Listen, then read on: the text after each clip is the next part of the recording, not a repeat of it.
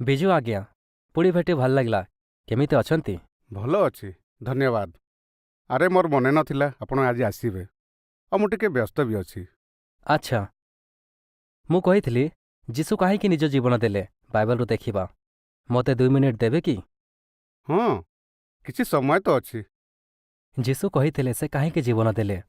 ତାହା ମାଥିଉ 20:28 ପଦରେ ଅଛି।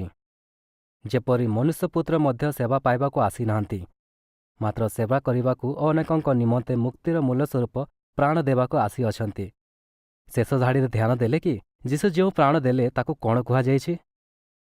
ହଁ, ମୁକ୍ତିର ମୂଲ୍ୟ। ହଁ, ସେ ନିଜ ଜୀବନ ମୁକ୍ତିର ମୂଲ୍ୟ ରୂପେ ଦେଲେ। ମୁକ୍ତିର ମୂଲ୍ୟ କହିଲେ ଆପଣ କ'ଣ ବୁଝନ୍ତି?